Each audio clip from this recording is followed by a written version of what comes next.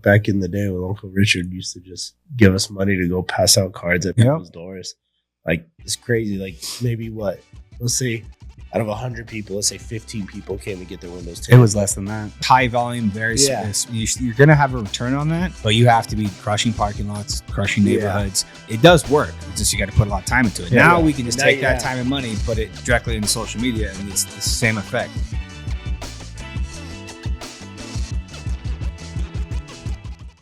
What's up, everybody? Welcome to the Born to Tint podcast with the Miller Brothers. I'm Ricky and glad to be here with my big brother, Josh. How's it going, everybody? Today we have a very special episode for you. We have Isaih Quinones, the Puerto Rican pretty boy, the middleweight power slap champion of the world with us today. We've had him on once before. We lost the audio, so now this will be his first appearance. Fighting this weekend at Fountain Blue. Check it out. Didn't mention once. I did, didn't I? Yeah. Oh, so London has our first high school wrestling match tomorrow night at 5 at Coronado. Is it? Oh. Let's see if they want to go to that. That'd be dope. 5? Yeah, it's a tri-meet too, so they're going against two different schools. So it's a good team matches. That's dope. Is she ready? Yeah, I mean. Oh, you said that confident She ate edge. her ass off this weekend, and last night she weighed herself. I'm like, oh my god, I can't eat tomorrow. Like, we're not playing that game. Like, if anything, you just eat protein. But what does she weigh? Your body weight. She eats 125. like shit. And what does she have to be? Well, initially thought 125 class, but she'd been weighing in when they've been weighing in at like 22. So coach is like, I want you at 20, which I'm cool with. Yeah. But then he gave her a weight plan after they did body fat measurements and stuff, saying you can get down to 106. And I was like, not happening. Yeah, what do you? Yeah, Well, and the body Next fat test, year, sure. The body fat test had to be off because there's no way she has that much body fat to lose. She just finished cross country and she's in. Yeah, she's I think before cross country she was at like 29. Yeah, 20 pounds is too much. Yeah, that's ridiculous. That's what I drop. Yeah, especially because They they got fat. dude they have And muscle. You can cut wrestling. weight out They of have muscle. they have Tuesday duels and Thursday duels and then Saturday tournaments. So you'd be having to cut weight 3 times a week. Like, no, not happening. I remember seeing the wrestlers in high school. They all were miserable during the season. Then none of them were eating. And they couldn't eat. Well, also they were cutting weight for. Yeah, but they also probably all do it horribly and like don't eat. That's like the only reason I took this match so fast is because I was already down a little bit. Yeah. And I didn't put all that weight back on. So I said yeah because I was already there. Was it one of those things where you just got a phone call? Yeah. They literally just Fistful. asked me right away. Right there? Yeah, good fist usually. Yeah, that thing will come up too. Yeah. Right there? Right there? Yeah. As long as it's close. All right. Too high. One of the things we always forget to say. We Yeah. should Yeah. just tell You don't people. want the audio to mess up, dude. No. But yeah, they called me last minute because the other fight that was supposed to be on this card, which was a light heavyweight, they got moved to Saudi Arabia in January. So I was gonna be in Saudi Arabia January, but then they got moved. So they asked me for a favor. So they gave me a little bonus just for taking it so fast. So I said, yeah, What rank is the guy you're going against? 3. 3. Yeah, he's the only guy I have to go against. And then, Everybody else in the middleweight is not even up there yet. so after this one, there could be a little bit of a. Yeah. I'll probably be season 4 coach. Ooh, Oh, that's sick. Yeah. that'll be fun. So season 4 coach. And then even if this guy wins, like I said, he won't win, but God forbid it goes to decision and they caught me for flinching again or something stupid. I could just see the one because I rewatched it again last night. So first off, The first one was a flinch. I'll give him that the second one wasn't. Yeah. That was terrible. But even on the first one though, you got clubbed. Yeah. I mean, I felt like you did. So I Yeah. felt like it was a foul, like on both sides Yeah. when it came down to it. But the second one, I couldn't see it. The first one, because I squatted too much, that counts as a flinch. Just your whole That's body the kind of. only reason why. The only reason why. Oh, No, he did. He definitely they didn't did. call it though. His moved. was bad. Yeah, he moved and Yeah. they didn't call it. I'm like, come on, bro. Yeah, that one was bad. I keep talking to all these guys. Like, I'm like Mark, because Mark Smith is the ones that he does our rules meetings, Mm. and he was like, "Oh, you shouldn't have been called for a flinch on the last one I did, right?" Yep. And then he calls me for 2 of them, and I'm like, "Bro, okay." I was like, "I'll give you the first one, but the second one, come on." Dude. Yeah, I didn't see the second one. Yeah, second one, I didn't flinch at all. No. First one, I'll give it to him. How badass was Abu Dhabi? It was dope. I felt so poor though. Yeah. Like it's like I make decent money, and I'm like, I go over there and like every car is a Rolls Royce and a Lambo, and I'm like, why? Like we all know like why you guys have money, or why like Uncle Richard or my dad or Derek who owns Circa. We all know why these people have money. over there, everybody just has money. Yeah, it's like, crazy. Why? And they're Oil, just son. like, it's family. I'm Oil- like, yeah, oil. but not everybody's family. How do you all have money? When you have that much oil, bro. Yeah, I guess. Everyone's family. Yeah, it's crazy. I got like a small glimpse of it. I don't think it's anything close to Abu Dhabi, but going to Qatar, I got to do like a 4-day pass there when I was in Qatar, Iraq. yeah. It's crazy, but there it was weird because we would take like a bus to go to like the local mall or something, Yeah. and the freeway was either like some piece of crap car that you don't even know what model it is. Like Yeah. it's not even a Toyota, right? Or it's a Lambo or a Rolls Royce. It was like the divide there is like some shit you've never heard of, or like, oh, That's holy what's crap. crazy. I'm like, I literally like Bert, my mom, they were all out there with us, right? And we got Ubers, and even the Ubers were nice. Like the Mercedes Sprinter vans were the Ubers. Yeah. And like we're going, and we're like, every time we're driving out, everybody's just rolling up in a Rolls Royce or a Bentley. Or I'm like, dude, yeah, they made me feel poor. I was like, damn. But I mean, it was super fun. People were nice. They loved it. They honestly liked watching Power Slap more than anything over there. Yeah. That's a good thing. It's a Yeah. good thing to have that kind of money interested in it. Yeah. Yeah. And there was like kids behind me. They're like, Isaih. I was like, they're like, yeah. Yeah, it's crazy. As man. soon as they saw round 2, they were cheering for me. And like, as soon as they saw round 2, I stumbled them and I turned around. I was just like, Oh, he they're was like, done. yeah. I was going to ask you that. Did you feel after round 2, as long as you made it to round 3, like game over? Oh, yeah. He was done. I knew he was going to be done. I know all these guys are going to be done. Like, I know I'm going to catch them. It's just like the first hit. I would have stumbled him on the first one, but they didn't catch the flinch and Yep. didn't call the flinch. Second one, I knew if I landed clean, I was going to rock him or drop him. Yep. And I was pretty close to dropping him, but then I knew the third one was done. Oh, yeah. No. After you got through that second one and you went Yeah. back out to hit him again, I'm like, oh, it's over. The problem with these guys, they don't understand is like I have a strong chin and a strong neck. They're not going to do any damage to me. Like, just sit there and just take it. Is it also, too, though, the fact that the repetitions, because you were doing this before it was Power Slap. Yeah. So, Honestly, I mean, that's why I have the cleanest hit. I think I'm always hitting right on the button every time. yeah. It's the accuracy. Yep. That's what gets them too. Like, I have the speed and the strength, but it's the accuracy. Yeah. I know this is technically the second time you've been on. Unfortunately, we lost the audio in the first one, so we didn't get to release any of that. Yeah. So, if anything, a little bit of touch points. So, when were you approached about Power Slap? Because, like I said, I knew you were doing something like it beforehand. I forget what the organization was called. You were doing it then, and then when obviously Dana decided, like, I'm going to do this. Yeah. When were you approached by him? So 2021, I was working at Virgin Galactic, and that's when Power Slap started coming out, I guess. And somebody saw it. Dana White posted on his Instagram, and then they were like, "Oh, like you should do that." And I sent my information, and Dana actually saw my videos before on YouTube, and then they reached out to me and called me in 2021. So I was on season 1 of Power Slap, That's awesome. and then I was in Power Slap 1. That's when I got dropped for the first time. So I mean, still haven't been knocked out, luckily, but like I definitely was dropped and rocked. Yeah. But yeah, these guys don't understand. Like, I was in light heavyweight, now I'm in middleweight. The light heavyweight guys couldn't knock me out. Like, I don't think they understand they're not going to knock me out in middleweight either. Do you feel like jumping down in weight was the right choice? Absolutely. I feel better too. Yeah. Like even though I was bigger, like I was stronger and bigger, I felt worse. I feel a lot healthier now. That's good. Dropping to 185, like that's like right where my body needs to be. Where do you Not that hang out tall. at? How much do you got to cut? I walk around 205. Okay. Walk around 205, which I still look decent. Yeah. I feel decent. I don't. Yeah. It's not when I go bend over to tie my shoes, I'm not dying. Yeah. You know, so I'm like, that's all I care about. If like once it gets to the point where I'm like breathing heavy to tie my shoes, that's when I know it's a problem. But I walk around 205 now.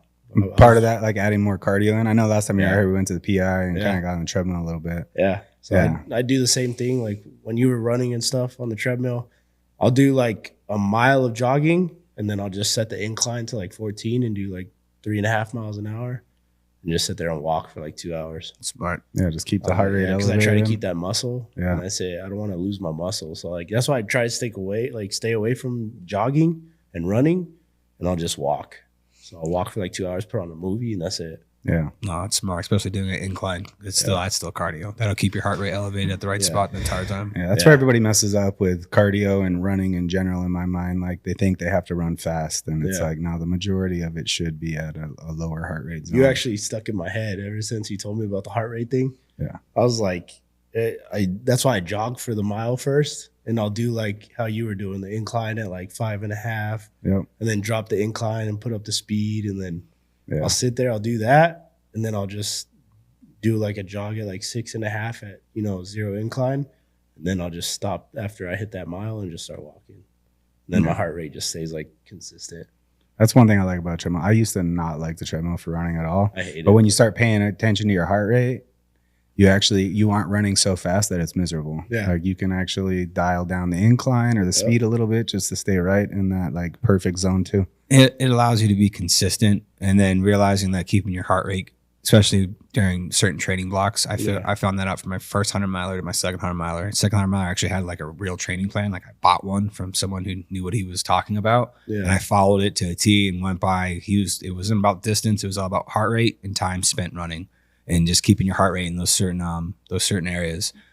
It's hard to do when you're running through the hills. If you're doing any kind of like running, like for me back in Anthem and like Inspirata, when I run through there, it's constant. It's either you're going up or you're going down. So to try to keep it consistent, it's like I'm walking almost the majority of the inclines because I got to keep my heart rate down. And then when I'll be able to pick it up downhill. But on a treadmill, you can just set it and forget it. And if you can find that exact speed and incline where like I could just sit here, I know my heart rate's not going to go anywhere, and I'm just going to be here for the next hour. I just need to get this run in at this heart rate in this zone, and then training's over with. It's just have a good movie. That's usually the best. If you have a movie or a podcast or something to listen to, usually for me, I can just sit and chill on the treadmill for a couple hours. Yeah, that's how I was like. Once I started doing that, I started staying consistent, and then I realized how much weight I lose after even working out when I'm just sitting at home. Like I'll weigh myself after working out, and then I'll weigh myself later on at night, and I drop like another 2 pounds. I'm like, what the heck? Yeah. So I didn't realize. You're revving your metabolism up. Plus, you're helping your weightlifting you're doing, right? All your other that recovery you're getting. Most people don't realize when you're in that lower heart rate zone, you're burning lactate, which you're building up when you're doing higher intensity stuff like lifting. So getting that in as just you're getting recovery. It's active recovery. Yeah, I feel a lot less sore for sure especially after like doing all the cardio. I used to not do cardio at all. And then I started doing the treadmill, jump rope, all that stuff. But yeah, I recover a lot faster now. But I tell people like they always ask me how I train. I always tell them I lift super heavy and like I work out my neck a lot, chew on the jazzercise thing. But like they don't see the cardio aspect of it either. A lot of these guys don't do cardio, but it also helps with your recovery. Like if you were to get hit and stuff like that. Oh yeah, no. I've seen some of the older video. I guess I think it was Power Slap 4 or 5. I forget the guy's name, but the dude never makes weight, and it's like one of those. Terp. I think that's it. Yeah. And then like he's sitting there like during going out there like talking shit and stuff, and it's like, dude, you missed weight twice. Twice in a row. Like, come on, man. Believe me, my hat's off. All the respect in the world. In fact, to step in there and do that, like, I ain't gonna do that. But like, if you know you have like the one goal, like you have to most likely I would assume you got to hit weight when it comes to your pay. Otherwise, you're gonna be losing pay when it comes down to it, and also losing a chance at a title because he missed weight for the. He would have won the title. He would be the champion right now. Yeah, and he's dumb. He's stupid. It's early days too. That's the cool thing though, getting in as early as you did. Like. Yeah. A lot of the people that got in early were just crazy enough to go do a slap fight. Now it's becoming a real thing, and there's actually some money coming with it. Now you got to take it a little bit more serious, so it's only going to get more competitive. That's exactly what we were just talking about. I was just talking to Frank and Dana and Hunter and all those guys. They're like, they're kind of weeding out all the bag. Like you said, the guys that they just got and would be like they wanted to do it. Like they just get people who would slap people. Yeah. Right. And then they came across people like myself. There's Isaih.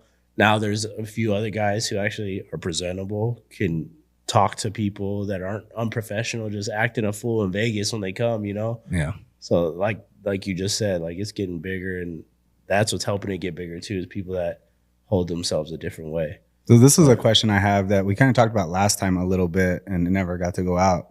How cool is it getting to like build that relationship with Dana White, and how involved is he really in slap? Because I know last time you told us that you've actually got to interact with him a lot and he's been amazing to work with. Yeah. But how has that kind of evolved, especially now that you've had the belt? I know now like since like, I got the championship belt too. I mean, last time I was out here and we did the podcast, I went to the after party after that. I mean, he was hanging out, handing chips to all of us. Like, here you go. Like, just giving money away. Yeah. Gave Dumpling like 15 grand. Like, here you go, bro. Like, what? I was like, dang, bro. Like, it's cool. Like, yeah. I mean, honestly, and like talking to him, seeing him, and then even like seeing Forrest, all these guys, it's like, it's super cool because they take care of us and we're not just, puppets to them. They actually talk to us. They hang out with us. Like, I gave Dana White a hug when he dropped the belt, when he went to go put it on me. I picked it up and I was like, thanks, bro. He's like, I was like, I told you I get it. He's like, yeah, you did. He's like, you told me.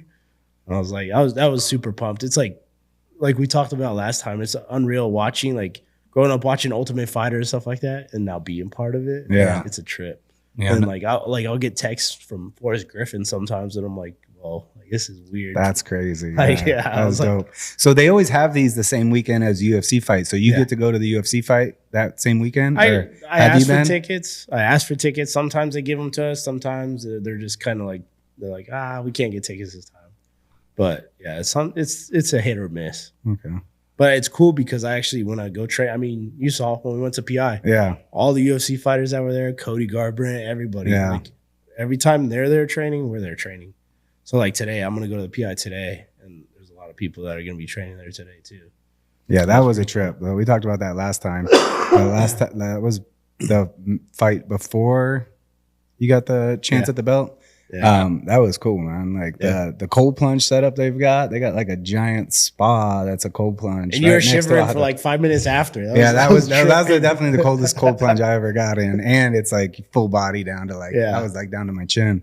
And I'm like, I'm gonna stay in for 5 minutes instead of 3. That's stupid. I spent like 5 minutes out of it just trying to get my body to like calm down. And I'm like, all right, I'm getting back in the sauna. So I got in the sauna for like a minute or two just to warm up and got out. But it was cool because there was like 3 or 4 guys from your card that were there cutting, getting ready for the weigh-in. Yeah, and that's crazy. It's funny because Terp was there. When you were there, he was freaking. I think that's who I was talking to in the sauna for a minute. Yeah, that was when he had a chance at the belt. That was last. Yeah, he was struggling. He still had a ways to go, and there wasn't much time left. I kind of knew at that point, he's probably not going to make it. He was 20 pounds away. I'm like, no. Bro. Yeah, you got to start months ahead of time if you're trying to cut that kind of weight. That's why I tell people, like, I just cut out the carbs 2 months ahead of time, so I just get down enough, and then I just start cutting the water weight. And I feel good. I don't feel dehydrated ever. Yeah. No, if I were to need to cut 10 pounds or so, I just pretty much go straight carnivore, eat once or eat within like a 4-hour window, and that's it. And I can usually cut to 10 pounds. That's pretty much a couple days, if that. Yeah. Like, it just will drop off. And then beyond that, actually trying to draw. If you draw water out, like I said, you have a lot of muscle, so you can draw out water. So you like a 20-pound cut from 205 to 185. Like, as long as you do it correctly, you'll good to go. Yeah, especially if you're used to eating carbs, just cutting those out alone, your body drops water. Tons. Yeah, and that's what I was like. I pretty much do the carnivore. I do eat a little veggies here and there, but like that's all I do. I cheat on the weekends sometimes, but ever since cutting out carbs, I really don't like carbs anymore. I'll eat a few, and then it makes me feel bad afterwards. Like if I go too long, like I'll carb cycle every now and then, just to get my body, out of that, cycle, so I don't get used to it. Yeah.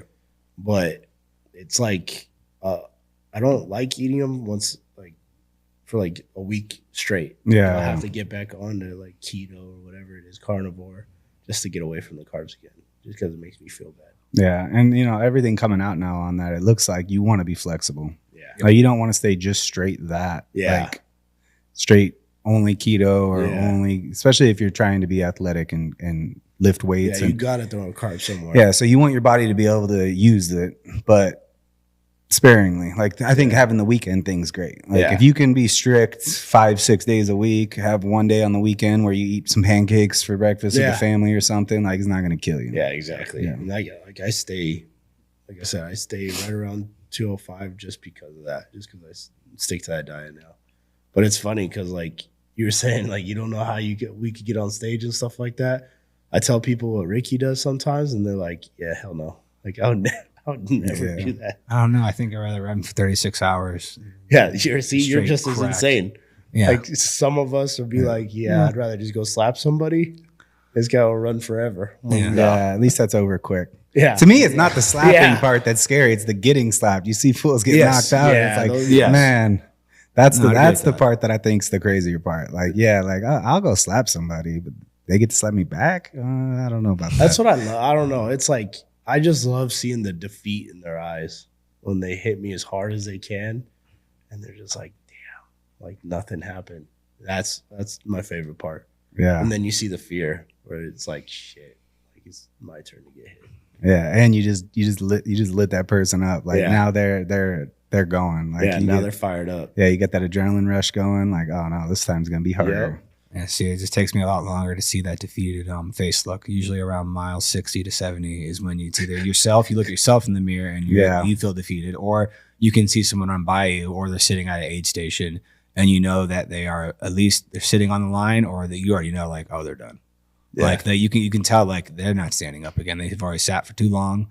And it's just like, but when you do see someone get up from that, you're like, okay, that's motivating. But yeah, no, I don't get to see the defeated look. It just takes me a good 15 hours to get there. Yeah. See, that's insane to me. Like, no, thank you. I'd rather go up there for, 2 minutes, 3-minute match, and I'm done. Yeah. You won't even catch me walking for more than 2 hours. Like I said, that's it. The funny part is actually this Friday is when I find out if I get into Western States or not. Oh, that's Friday? Yep. They do lottery be at 8 You should live stream watching that. It's like 3 hours long. If you want me to come to work and sit and watch a live stream while being recorded, I'm fine with that. Yeah, I mean, or just do it with your phone in the living room, wherever you're going to do it. I'll be here at work. Oh. It's Friday. Just do it here then. I got work. Yeah. Have it live streaming here. Yeah. I mean, I'll be watching live stream. How long was that race? 100 miles. Same. It's I ran the races I run get me qualifying points or get me into the lottery to get into this race. So this year I have 8 tickets. Last time I checked, which it was the day after it closed, so it should be pretty accurate. There's 10,000, like 132 people that entered into it now this year. So it keeps going up. Last year was just about over 9,000, so it went up to 1,000 people. The first timers and the second year people, those ones increased dramatically. There's about like 4,500 new people versus I only have 1 ticket. It's my 4th time entering, so I have 8 tickets. There is one poor person who's got 10 tickets, or I think it has 512, and it's their 10th year trying to get in. Wow. Yeah, but statistically, they're going to automatically get given. No, I thought that it's either that person didn't put in last year and they had to run another race to qualify, because usually for the past 2 years, anyone who's had like 9 tickets or has been in it for 9 years, it's 256 tickets, and the likelihood of them getting I've seen almost all of them get drawn. And like the year that they didn't all get drawn, 2 of them were put on the waiting list. So unless someone dropped out and couldn't make it because of either they got injured or just timing, you have 1 year grace period where you can opt out, but you have to qualify the next year to get back in. You only pick up that 1 extra year. So that could be the only scenario I could see that this person like maybe skipped last year because they couldn't do it, maybe injured, whatever. What's the total people that get in? 362. It was 364 last year, but it's now. So it's the longest running 100-mile race in America. Maybe the world. No, it's the first 100-miler in America. Yeah. So, but it's not the first ultra. Yeah. The first ultra was JFK 50, and that was on the East Coast, if I'm not mistaken. That was the first ultra, but that was the first 100-mile ultra. It started off as a horse race. Where do they hold this one at? It's Auburn. You run from the Olympic Village to track in Auburn, in Northern California. Yeah. So that course. That like ultra running back when they first started that, like there was only a handful of people doing it. And then there was a year, was the 70s or 80s, that a section of the course got designated as like national park. Oh no, that race started as a horse race. Yeah, I know. Initially it was a horse race. Some guy's horse couldn't run it, so he decided to run it. Yeah. And he like beat most of the horses. No, he came 3rd from last. Hold on, get your facts straight. He didn't take last. People started beating all the horses. He finished the race. The next year, like it was like a handful of more people that were like, oh, you can do that. We're going to do it. And then more people ran it. And then they started finishing much higher in the race because they actually trained for it. This dude was just on it. Like, he's like, well, my horse can't do it. I'm going to do it. And then like he finished it and people were like, holy shit, you just finished 100 miles. And then the race just grew from there. And then it wasn't the 70s, it was like in the 90s that happened. Yeah. So a section of the course got designated as like national park. Ultra running still not a big thing. Like, all the big names of now, like Goggins and stuff, hadn't and the book Born to Run, which actually we kind of named the podcast after, hadn't come out, and the sport's just blown up since then. Yeah. But they got the race like locked in and grandfathered in, but the only way they could keep doing it was if there was no more people in it than that year. That was the like clause they got put in. That's crazy. So they can keep doing it, but it can never grow because they don't want to mess up the national park by having it become a big thing. So that's why, and then it's become like this thing that like you have to qualify to get into because more and more people want to run that race. Yeah, that's crazy. Yeah. Oh, so it looks like some entries dropped. There's 9,994. There's 68, just above 68,000 tickets in the lottery pool. So I have 8 and 68,728 That's chance. Crazy. Yeah. So it's one of those things that like in order to finally run it, you either need to be an elite runner because there are races you can go run where you can get a golden ticket. Yeah. So certain races have a golden ticket available. So if you go win another 100-mile race, that's a golden ticket race, you get an automatic entry. You don't have to win top two male, top two female in those races. And then they still get put in. The thing is too, their names still get put in the lottery when it comes down to it. So if they get pulled though, obviously it just doesn't matter. They're already in the race. They already have a ticket pool. And then there's sponsorship. I mean, there are other ways of going after it. Like if I probably, which will probably start doing this year, looking into the brands and stuff that are sponsoring, because if you are a big sponsor of the race, you get to hold so many tickets and you get to put your own runner in. Nice. So there is other ways. I think through the lottery, only about 230 spots are available. Otherwise, the rest of them are already either passed. The first through 10th from the previous year, you get an automatic bid back. And then you have the golden ticket winners, which is about 4 of those races. So 8 per race, 2 male, 2 female. And then you have the sponsorships. The people that are heavy in the sponsorships, they get to put a couple runners in. So start getting those sponsors. Yeah, no, that's but I mean, you really need to be an elite runner to get them to sponsor. To get to that spot, most likely you have to be putting the time in, putting it out. You have to have the content. They're looking for content. Like if you have your story from like, hey, I started from here where I was slow as hell, and then like you're slowly building yourself up, and you have a story to tell, because then it allows people to see like you don't have to be like a top high end runner to do these things. Like that's the coolest thing about ultra running is that when you go out and see the field of people, you see the young 20-year-olds, even actually to like mid 30-year-olds that these guys have been running their entire life. They're the ones that take off in the first position. Like you look at them, and you're like, yep, you're a runner. I can tell you, runner. They don't seem like they're tired. Like the last one I just did, the guy took first. He did it in 18 hours and like 30 minutes, and that was in Tahoe. So that's elevation. Like that's crazy. Every time he passed me, smile on his face, in a good mood. And I'm just like, what's wrong with you? Like this. I mean, it's really cool to see because it just pumps you up because like it then brings you back to life. You see that person run by, you're like, you've passed me twice now. Okay, like I need to pick this up, and it's like, all right, this obviously can be done. And then you'll pass anyone from who's people that are in their 60s and 70s that are complete in the race, and beyond that, whooping your ass too at the same time. Like they're passing you, you're like, that's crazy. I've got a lot to learn. That's the thing I love about the whole ultra scene the most to me is like the inspiration you get from seeing other people, like especially older people. There's a lot of people in their 60s and 70s finish 100-mile races because they've never let themselves get out of shape. They just kept running their whole life, and the human body can maintain running long distances a really long time if you make that a focus, which is crazy inspirational. Like, okay, cool. I don't need to be. You don't have to be 60 and like not able to do anything. Just stay active. Stay active. Keep doing something. Well, that's kind of cool. But now I think about it, like, and looking at Power Slap now, just as even in comparing it technically to the UFC, you see where UFC started, how the original fights were, the original fighters, to where now how those people are training and fighting now. Like John Jones back then walks through everybody. Yep, absolutely everybody. Because I mean, he's doing it today in modern day UFC, but. Yep. Watching the evolution of even Power Slaps from you guys' first Power Slap 1 to where it's at now, how the rules have been slowly being changed, or just to improve the quality of the product and making it the way it is. Like it's crazy to see, like even training wise, you guys are gonna be coming up with doing training routines now that like 10 years from now, it's gonna grow over this next 10 years to where like I can't wait to see what it looks like 10 years down the road, where there are gonna be certain training devices and stuff like that, or purely made to, I need to strengthen these muscles. This is what's going to help me absorb a hit. And this is what's going to make me deliver the perfect hit in this scenario. So I actually, like you guys already probably know, because I know you guys all play baseball. I actually train with the batting coach. Smart. To swing. Yeah. So because I can't, even though I can't pivot, like it's a little different, but I work out all the same muscles that the MLB player will work out. Like I'll do like the side lunges with a kettlebell, like the swings, you get the explosive stuff. Yeah. So I started training with a guy that trains, minor league players for like the Dodgers and stuff. And he's been kicking my ass, but I train that a lot. Like the neck stuff, like in receiving the hit, that's more just like natural, just you got to be able to take one. You just have to have a chin.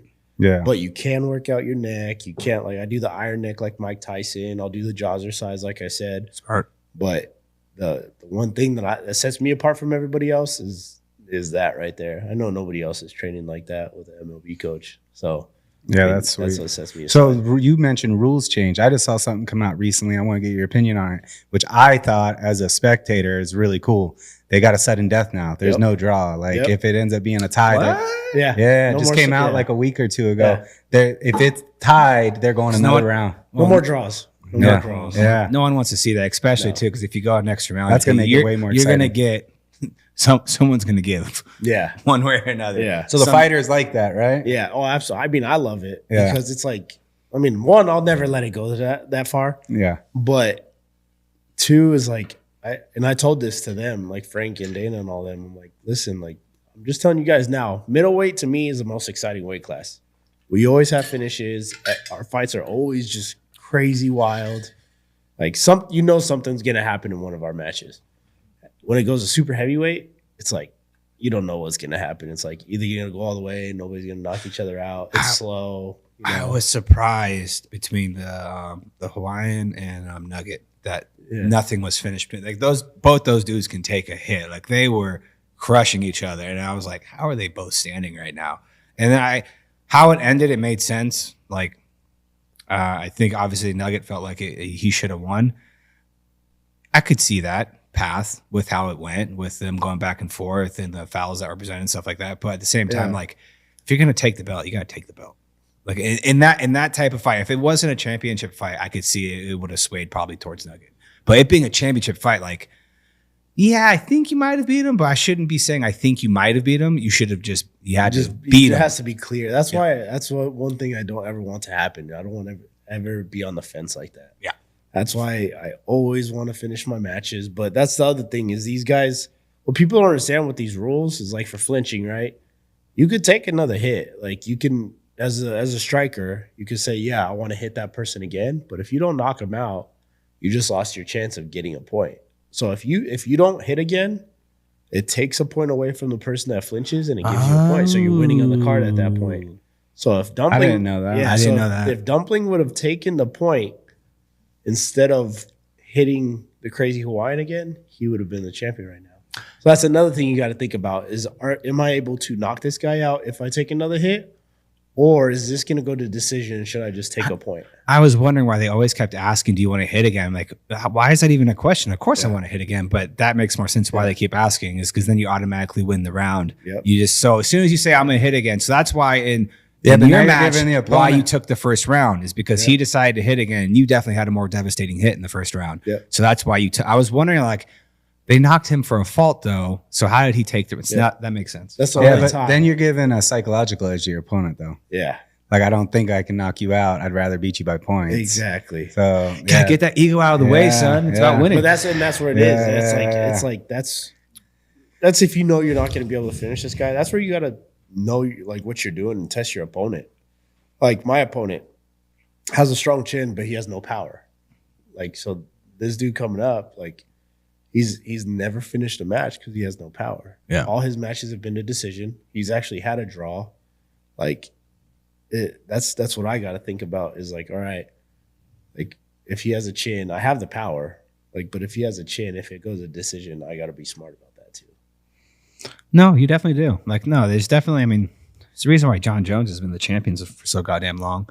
He knows how to play the game. Yeah. And he knows how to fight, obviously. And beyond that, he knows the mental game within the fight of knowing, like, I understand you want me to finish this fight or, knock someone out or put someone to sleep. But at the same time, if you have a fight absolutely wrapped up, why are you going to put yourself in danger? Like, when you are the champion, it's about keeping your belt and continuing to win. Still always trying to find that finish, but at the same time, never at the detriment of yourself when it comes down to it. Like, so knowing the fact, like, hey, I'm going to go ahead and take my point because I know when locking this round up, there isn't going to be a draw. Yeah. I'm still going to hit you again. You got to hit me. Yeah. So why not? Like, that makes, especially depending on what kind of state that person's in at the time too. Yeah. Like, if you know, like, all right, your last hit was weaker than the previous one, like, that's fine. I'll take the round. I'll take the hit. It's not going to be harder because you've been done nothing but get weaker with your slaps. So, like, that makes sense now, like, watching back. Yep. And the one thing Nugget kept doing too, they keep saying, stop lifting your shoulders so damn high. That's the other thing is they just got to be consistent with these calls. Like, yes, he was going. I saw them do it to you like once, and then you found that nice spot of being able to like lock up and stay flexed. Nugget was. His shit was all up tight. He kept telling him, put your shoulders down. He put them down. As soon as he'd walk away, he'd go straight back out. He goes, no, keep them down. Yeah. Like that was. That's one thing. That's actually my opponent does that a lot. And now, now they're starting to be like, like put your shoulders down. Like that's why when I do it, I just sit there. I already have it there. My shoulders are down, but I have them back. Yeah. So it looks like they're even more down. But I'm still flexing my traps back here. So and then my neck just locks it into place.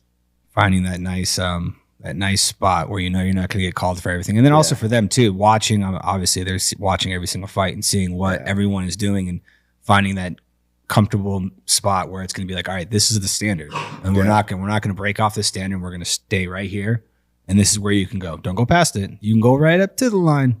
Just don't go past it. Yeah. So no, it's been cool watching it develop over the. Has it been 2 years now? 3 years? 3 years? About to be 4, yeah. Damn, time flies. Yeah, that's wild. When did we have you in last time? Last year? No, this past year. I was here in... Was it this year? It was this year. At the beginning of the year, right? In April. Yeah. Okay, yeah. April was... Because there was one match. I've done 4 or 5 matches this year. This will be my 4th one. Oh, we all know Dana likes that. Yeah. Dana likes a team player. 4th one, so 4 or 5. I thought it was all the fights this year, but I missed it by 1, or else I would have had all 5. But yeah, I'm 3 for 4 right now until I have this. Because your first one of the year was heavyweight, right? No, that was middleweight. My first time dropping to middleweight. Yeah, because that's when I went with him to cut. Was light heavyweight. You lost your first middleweight? No, my light heavyweight was the only one I lost. But it was but that wasn't at the beginning of this year, right? It was at the that was at the end of last year. Yeah. Oh. No, 2022. 22. Yeah. 2022 of March was Power Slap 1. Yeah. And then, but I was on season 1 in October for the fights in the house and stuff. Where is that at? And how long does that take to do? 2 weeks. They had us film for like 2 weeks and go move in the house and do all that. But yeah, we did October of 2021 was when Dana White made it professional. Got it sanctioned by the Nevada Commission. November 30th, I was actually out here, and we started filming for Power Slap 1, season 1. That's out here? That was out here in Vegas. They had a house and everything all set up just like the Ultimate Fighter. And then Power Slap 1, after the season 1 of Road to the Title, was March. So Power Slap 1 was March of 2022. And then I didn't fight for a whole year. And then because, of course, I was on TRT and stuff like that. So we can't be on anything. Yeah, they're not like, testing. Even though it's, prescribed by a doctor, whatever. As soon as you go to the fight commission, they're going to test for everything. So I was like, all right. So I had to get off of that, wait like a year. And then that's why my first fight wasn't until 2023, right? Which makes going to middleweight even more sense. Like, even easier. Yeah. Yeah. So I dropped from that. And then that's why my first match was this year in the middleweight. And then I won that one with a knockout. That's right after I was on your guys' show. Then came out here for the second one against the number 2 guy and knocked him out too. Yeah. It's crazy. Yeah, that was awesome. Then Abu Dhabi knocked out the champion. Dude, that was exciting to watch. Like, I was geeking out watching that one. Like, holy crap! Was that Cynthia screaming in the background? Yeah. Like, I was like, is that screaming? Dude. I was like, my mom was there, Bert was there, like everybody was there. even had like 4 friends fly out from California. They were all like, "Let's go!" And it's funny because every time we play that video, Cynthia's like, "Damn, like I sound like that." Like, yeah, no, she was excited. Yeah, and even Lily, like you could hear Lily when she went to the match against Wesley out here at Fountain Blue. You could hear Lily in the back screaming too. I'm like, dang, you guys are loud. It was crazy. Oh, it was so fun, dude. It's exciting. It was really fun, and it's cool seeing all the people that we like not just the social media people and stuff like that. You know, it's like cool just seeing everybody who's starting to like this a lot more. Yeah. The social media views are crazy. So do you think that actually helped when you initially even contacted them to get into it? Because you've actually, this is a conversation I wanted to get into, the content creation and realizing like that matters. You've been doing good on that content creation, whether it's slap related or just even just messing around, geeking around on there. I feel like your social accounts have been big for a while now before being the champ. I mean, that's something they're definitely paying attention to also and giving people opportunities, right? Absolutely. That's my biggest goal is I'm trying to get my Instagram up, but I had all the followers on TikTok. Like I had the 63,000 followers on TikTok. And then I'm trying to grow the Instagram because Instagram's hard to grow.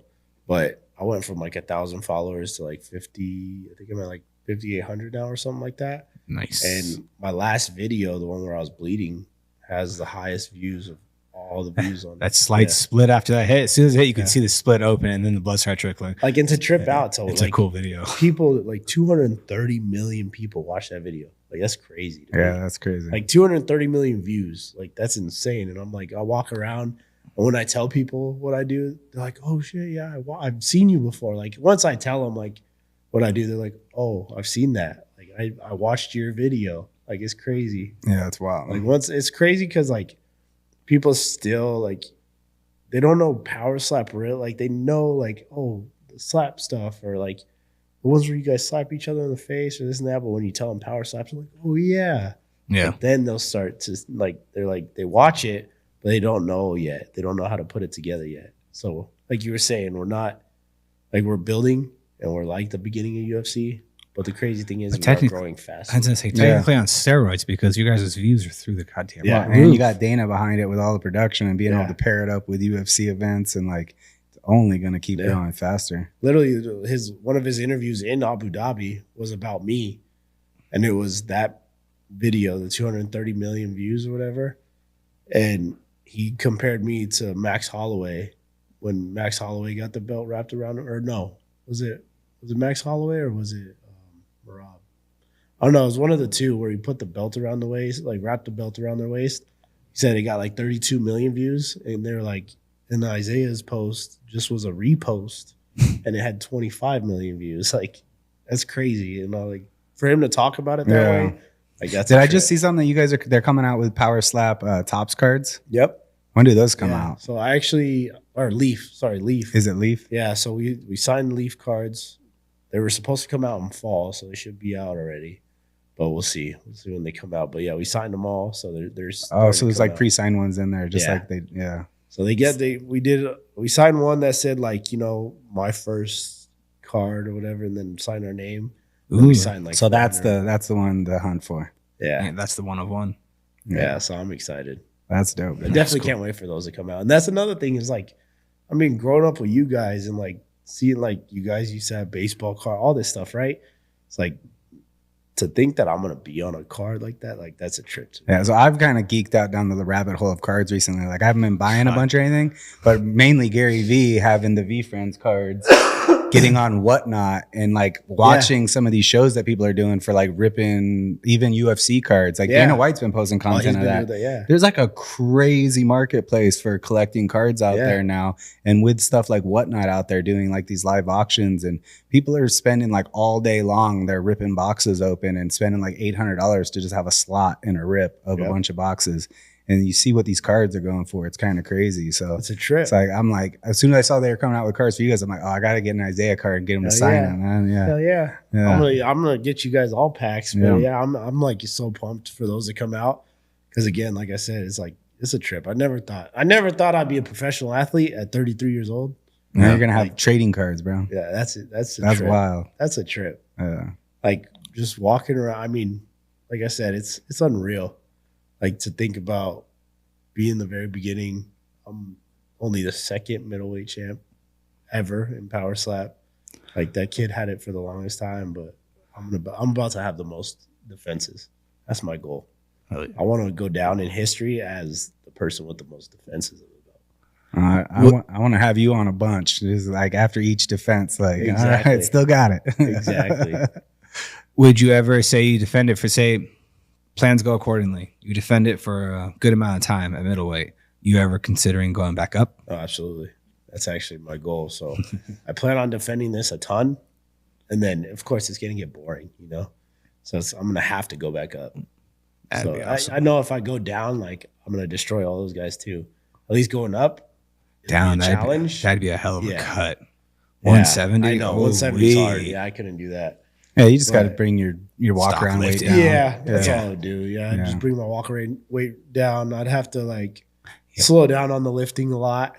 But yeah, but you can just change how you lift too. That's the other thing. The science on lifting now is crazy. So like you don't have to be lifting for hypertrophy. You can be lifting for strength, right? Yeah. So you just change how you're working out to not add muscle, but to just gain strength. And like that information's all out there now. Yeah. And if you're working with like professional hitting coaches, like there's people you can work with to train. I mean, the PI is full of them, right? Oh yeah. So that's right. I'm actually going to the PI right after this. That girl Pauline, you met her when we were there.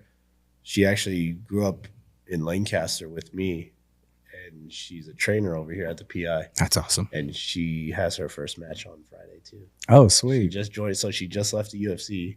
She used to fight in the UFC, and she works for the PI, but now she's coming over to Power Slap. So she's like, hey, she hit me up on Instagram. She's like, you want to come train today? I was like, sure. I was like, I'll show you how to hit. So yeah, it's pretty exciting. And that's the other thing is like people coming to me now, asking me for advice. It's like they see my success and they they want to learn. Yeah. All right. So which side of the road are you taking when it comes to opening up about what you do? Are you just like, hey, I'm an open book. I just want to improve the sport. Or is there certain people that you're kind of like, I don't want to teach you because you might be going up against me? Or is it more likely we're not friends. As long as you're a friend, I'll help you out. But if you're not a friend, like I'm good. That's where it's tough. It's like I at the beginning I was showing people how I brace for it, how I take the hits, because they all see like, damn, like you know what you're doing. But then I started, kind of keeping that on the hush hush. But like for the training, for the hitting and stuff, I don't really train or work with a lot of people in my weight class. Yeah. So there's only one dude that was Isaih. He was, number one, but of course he's number two now because I knocked down John Davis. But Isaih, who was number one, who was eventually going to go against me, like we would train together all the time because we're friends. Yeah. But like for the most part, I don't tell anybody anything. I try to keep it hush hush, but I'll train like the lower weight classes and stuff. Sometimes I'll train with the guys in the heavier weight classes, but try to keep it limited because I don't know if I'm ever going to go back up to light heavyweight. Makes sense. It makes sense. I mean, that's what the UFC camps do. Yeah. Like, certain camps are training with their guys, not other guys. Yeah, and then you've got the future too, right? Yeah. Like you can only do this for so long. And then you've got the fact that this is growing. That's a whole like pathway afterwards is you can be one of the early champs, hold it, defend it for a while. Now you can coach other people. Like that's actually what I was talking to Forrest about. I hit up Forrest because I was thinking about, because we don't have a UFC gym where we're at. So I was thinking about opening up a UFC gym there, but also implementing something if people do want to get into power slap. So I know it's the early stage. We're not at the stage where it's like we could do slap gyms or this and that. Yeah. At least I could do something like I could get a UFC gym, but then still implement something with slap in there. Yeah. Smart to get on in the And beginning. you're Slowly ahead grow on it. the social media thing too, right? Like knowing that matters and keeping up on that, because that'll be the platform, right? Like because you can sell private coaching through that easy. Yep. Like, you don't even need a specific facility. That's my biggest thing is like I have a lot of people hitting me up like, oh, I want to sign up. And I'm like, sign up. Like I'll put a word in for you. But that's the other thing. And I talked to Frank and Dana and those guys about it is I know I'm not going to slap people forever. And like, yeah, I got to renegotiate my contract recently and stuff like that. It's good money, but it's still not like where I could quit my job money. Yeah. But we're at a point where it's like I'm getting ambassador deals like these guys, right? This is a tequila company that sponsored Power Slap. But now I'm the first Power Slap, person to ever get ambassador deal so far. So they just gave me an ambassador deal. but because they sponsored Power Slap. So like we talked about that before, sponsorships and stuff. Yeah. You know how Dana is, like we can't do outside things during my match and stuff like that. But since these guys are already a Power Slap sponsor, I'm able to, do stuff with them since they're already a Power Slap sponsor. Oh, that's cool. That's cool. Yeah. So I was excited for that. But like we were saying, it's all about the long-term stuff. And I got to start thinking about that. So, and I want to be, that's why I talked to Forrest, because I want to be the Forrest of Power Slap. Like, because that dude, I mean, he's still successful. And he was the very beginning, Now I told him, I was like, I just want to be you, but for Power Slap. Oh, well, a lot of people I would say would agree. The fact his fight with Bonner on that first public on Spike TV, that fight's what technically launched the UFC. All of a sudden, like they had the numbers, people tuned in, and like that fight was amazing. One of the best fights in UFC history when it comes down to it. Those two going at each other. Yeah. So absolutely. That's what's crazy is like we said earlier is the way Power Slap is headed, moving away from the guys that would just go in and do it. Yeah. And going to actually people who are like Isaih, he has a bachelor's degree and he's a therapist. Like he's a therapist and he does this. Then people look at me and like, you work on airplanes and you do this. Then you got guys like the Bell, who's the heavyweight champion, right? And he's going to law school. He's trying to be a lawyer. Like, so you got guys like us now that are all doing this, and we're moving away from, just the guys that would just sign up for anything. It's hilarious, heavyweight champion being a lawyer. Yeah. Why him coming up to cross-examine you? Yeah. He's going to talk to her. He's going to smack the shit out of me. Like, that's what's cool. It's like, now you have people like that, and it's so funny, and people like will sit there and like, damn, like I guess you're not that stupid. Like, no, I'm not. Yeah, I mean, and how many hits are you taking max in a match, even like with flinching calls? Yeah, what is it? 4? Well, with flinching calls, if I were to got called for a third time, I would have got disqualified. Okay, so max you're getting hit 7 or 5 because you have a 5-round or 3-rounder. Yeah. Well, now he's. How many times is somebody getting hit in a boxing match or a UFC match? Exactly. Oh, constantly. So it looks brutal because it's just undefended. Yeah. But it's only a handful of hits. And that's the other thing is people really think we're really undefended. Like we're not defending it, but we kind of are. Yeah. Like, you saw, I mean, the kid got away with it, but you saw how John Davis took my slap. He went with it. Yeah. Didn't affect him at all. Yeah. And then you see mine. They hit me on my cheek and my head doesn't move. You're not rattling my brain. Like my head, literally, you're just hitting my cheek and my head's not moving. So I'm very, focused, and I'm like, I don't feel dazed or anything. Then we get full workups. We get all that stuff too. So like, we get checked. But like we said, and like we've all seen it with Muhammad Ali and other boxers, Puerto Rican boxer that's in a wheelchair right now just got hit in the back of the head with some gloves once and he's in a wheelchair. It's like, it's crazy. It's like you watch boxers and even UFC fighters aren't even getting, there's no deaths in the UFC stuff, right? But you have multiple deaths in boxing and you have people fighting with gloves. Yep. Like, that's one thing Dana was always focusing on and talking about in the very beginning too, is like people like, oh, brain damage this, brain damage that. Yeah. It's like all these boxers and all these UFC fighters are getting hit way more than we ever are. Yeah. And most of our like fights in our matches are superficial, like superficial like injuries. Like just swollen face, black eye, skin splitting just because of pressure. Exactly. And it's like you watch all these other fights, it's like, oh yeah, no. Those people are gonna end up with brain damage.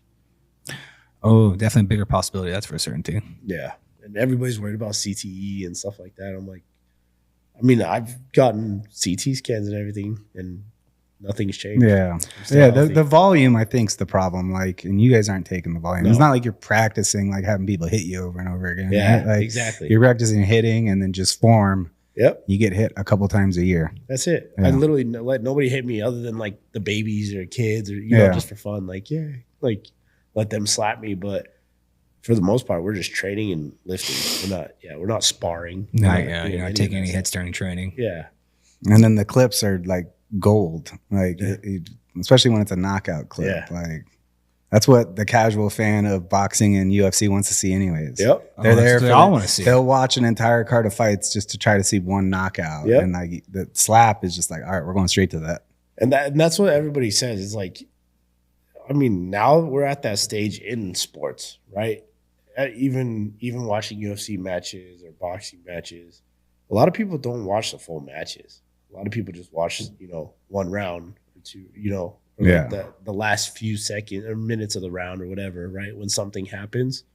And that's what they're talking about, is that's why our numbers are doing so well, is that everybody's just usually scrolling and they'll come across it. It's like, boom. Like you said, instant satisfaction. Yeah. That's what it is. You're not watching multiple UFC fights where you'll see one that'll go the distance, and not to say that wasn't a good fight, but you just now watched 3 rounds or even 5 rounds of a I can fight. watch a whole card because I understand jiu-jitsu and there's a lot happening. But the casual, they want to see that. They want to see that moment. They want to see the moment John Jones is that spinning back kick and lands it and drops him. Like that's the moment they want to see. That's what gets clipped, and that's what comes across. And they're like, "Yep, that's." See, and then to me, that fight, because I watched that whole fight, like the exciting thing to me was Jones in the first round just taking Stipe down like nothing. Took him down, dominated the rest of that round, and was like, "Oh, this fight's over." Yeah. Like now, Stipe knows that he can take him down whenever he wants. He's just gonna pick him apart. Yeah. And that's what's crazy is like it's like compared to UFC, boxing, power slap, right? UFC and boxing, there's people that do like watching all the rounds, everything. Power slap, you just know whoever's watching it knows something's gonna happen. Yeah, and it's just like, all right, they're literally focused the whole time because they don't know when it's gonna happen. Yeah, it's like, all right, it's gonna happen, but when? And they just that's why it's grasping so many people. That's why. I mean, we just said it. The most exciting part of the fights for everybody, even the fan that's watching that does like seeing all the technique and stuff in boxing. But when a knockout happens is when the whole room explodes and stands up and everybody's screaming and yelling. Yeah. You guys just get straight to that, which is love it. Yeah, it's badass.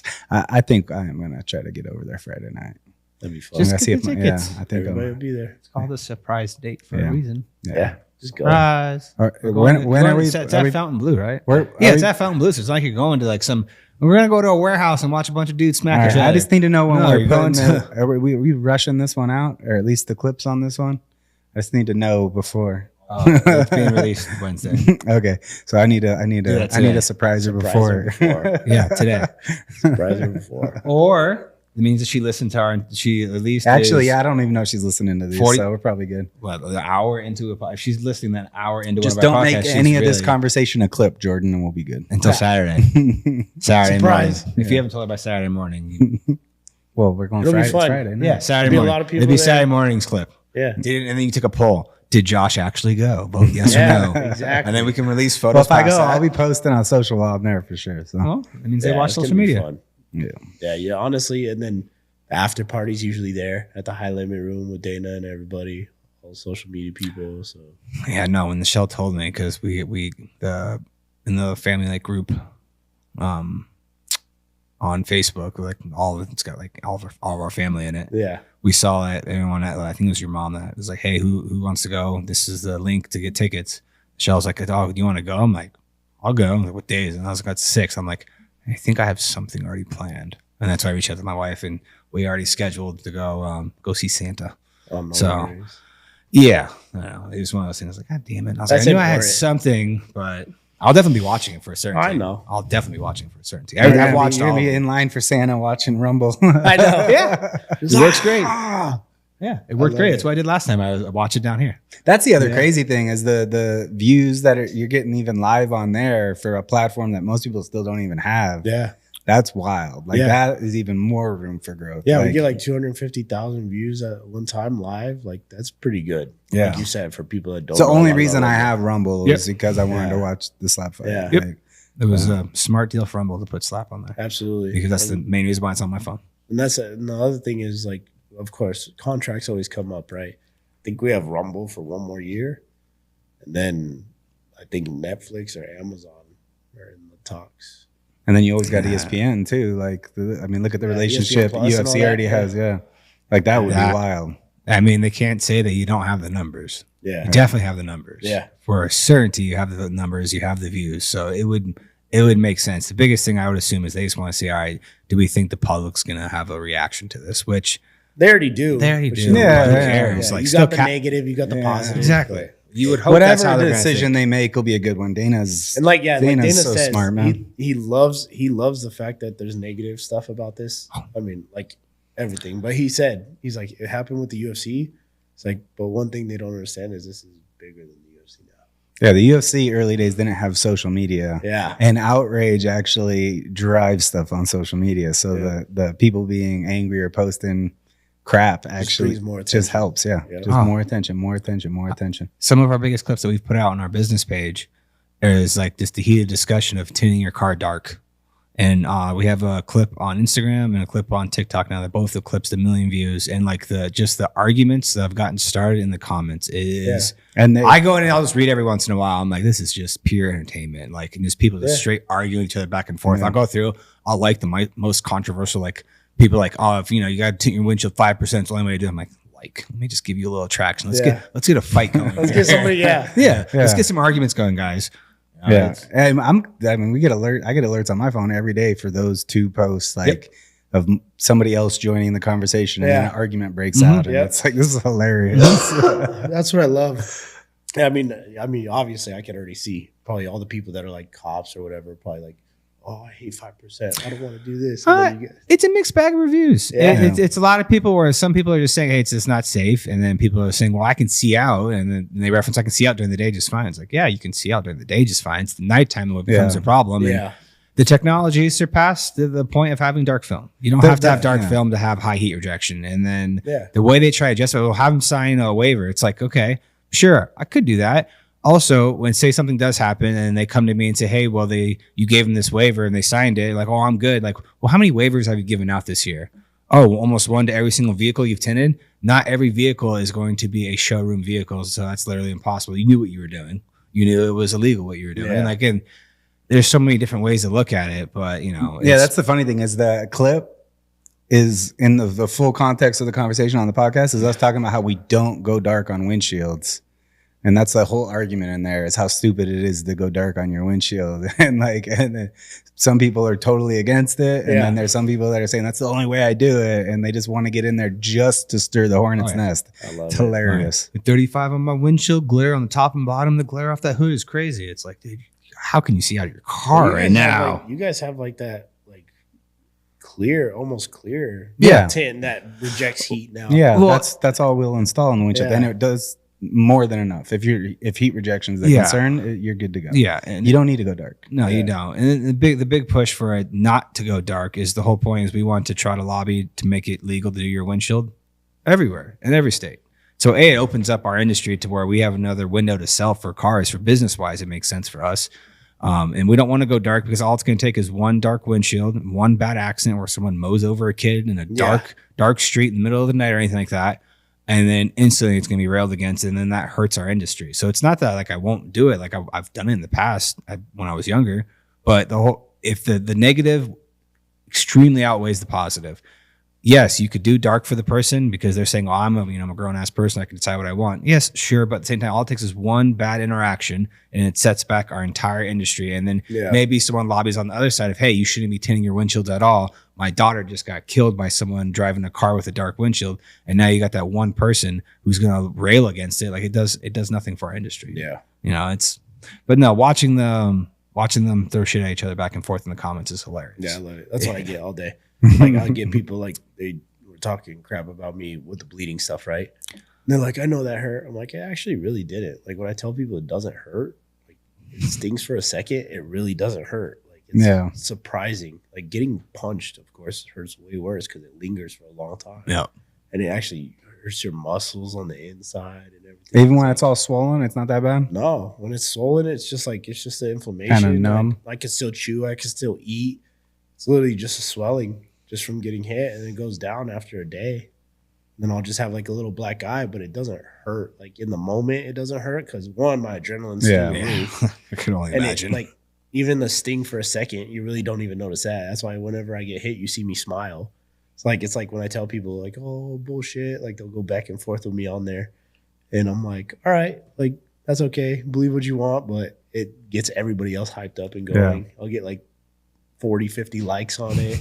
People hopping in being like, "Oh, just stay in your lane. That's why you don't do it." Like, yeah, it's crazy. People coming to the defense Yeah. As soon as you push the crowd one way and someone will come in on the other side and then you back them real quick and it's like, all right, let the show begin. Yeah. Let me just scroll through. Yeah. This is hilarious. And it's like funny because you always get the comments like, oh, these guys are probably, bums. Don't, they're doing this for no money, this and that, blah, blah. I'm like, all right.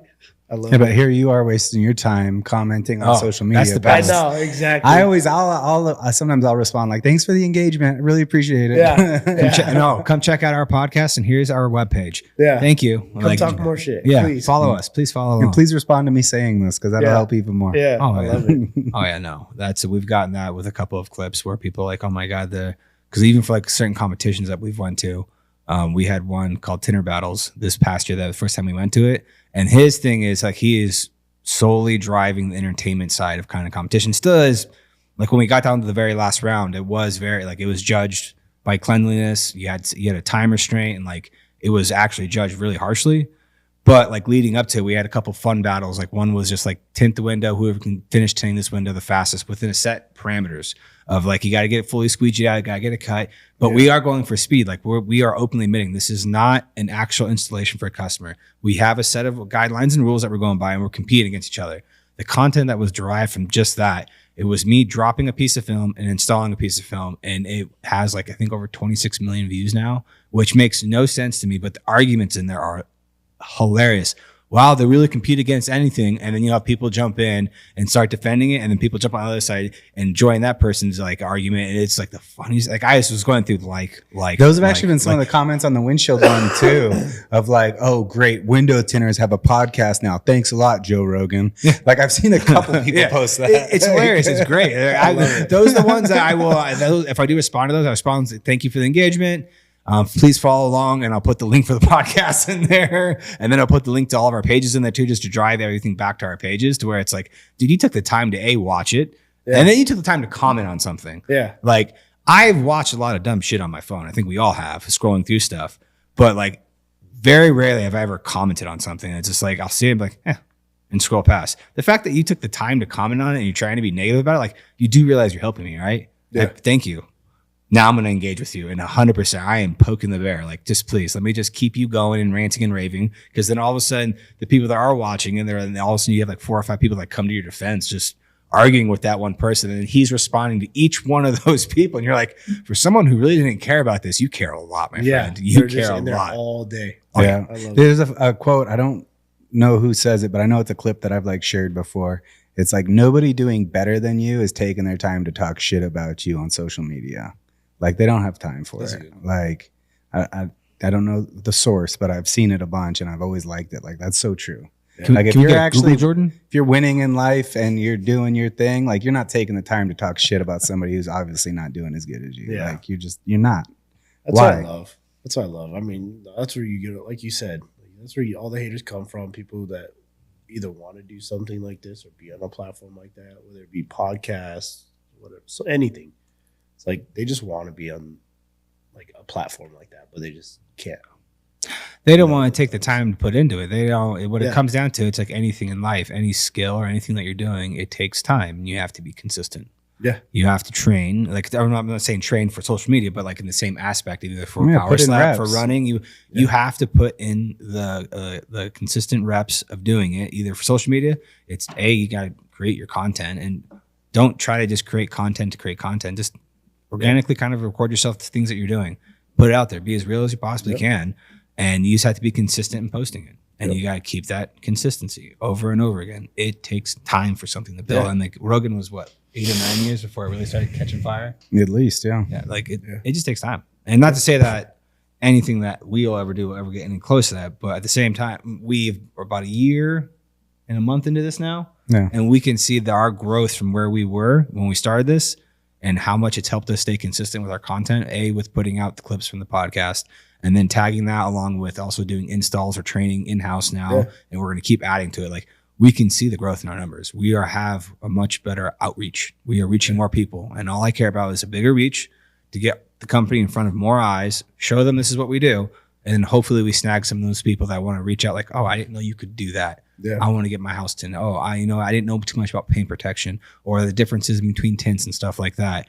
To where it's like, if enough clips get in front of their eyes, when they first think of Tint, hopefully they're thinking of us, and then I get the phone call. And to be honest, like whenever I'm scrolling and your guys' stuff comes up, it's just oddly satisfying. It's just oddly satisfying. I mean, even growing up watching you guys, I'd sit there and I'd just be watching you guys tint the windows at the houses sometimes, and I'm just sitting there cleaning up, and I'm like, just watching you get stuck. Yeah, like, I find myself watching like videos for like welding schools and other trades. It's like seeing somebody actually do something that I can't do that is satisfying to watch, and like, oh, that's actually pretty cool. Like, there's something about that like draws people's attention to it. That's why you need to start wearing a microphone whenever you go tint houses or tint cars. We've been doing more and more of it. No, we've been now that we're finally at a point now where we've been like for the past. We've been working with Ryan now for about 7 to 8 months. We hired a business consultant to pretty much, we just are at the point where we want to grow the business. We want to make sure we're doing it properly. And instead of guessing, we found someone that we trust, that we know he knows what he's doing and we're able to get great advice from him. We finally built to the point where we are finally getting where we're actually working on the business side of our business. So instead of relying on me and Josh for installations, we've built out teams we have our installers, and now we have managers that are running those departments. So now we can focus more inward on the business, and creating content is technically now a big part of our business, because the more we can put out, and even just going over small things that we do in the shop, like this is how we install our windows, creates that separation from us and our technical competitors, because I'm giving you a glimpse on the inside of this is how we treat our cars. This is how we do our process. This is how meticulous we are. And we've been miking up a lot more. Believe me, I usually get hunted down at least once or twice a day by him. It's like, hey, I got an idea. Let's make a video. And gives you the mic, and we do it. And I reluctantly do it. But it's like I said, most people strap it to your wrist and do the ASMR, dude. Oh. Most people's problem is either they don't understand what's happening and they've got like this grudge or resentment towards social media, and they're the type of person that's like, oh, I go into a restaurant and everybody's on their phone, and I don't like that. But that's the way the world is right now. So like that's what it is. Everybody's attention's on their phone. And if you're in business and you're trying to grow your business, like if you can be what they're watching on that phone and do something that's either entertaining or educational, that's only going to grow your business. We had a girl on here during SEMA who's out of North Carolina, Isaih, Allie. I think Charlottesville. Sure, Is it Charlottesville? Yeah, Charlottesville. Yeah. She's only been tinting for like a year. You look at her social media, you would never know that, even though she openly is doing stories all day long. She's just been covering her journey from going from doing tint part-time to opening up a brick and mortar and being full-time, because she does such a good job with that and is constantly putting herself out there and learning how to get better at social media. She's got way more followers than we do on Instagram, way more engagement.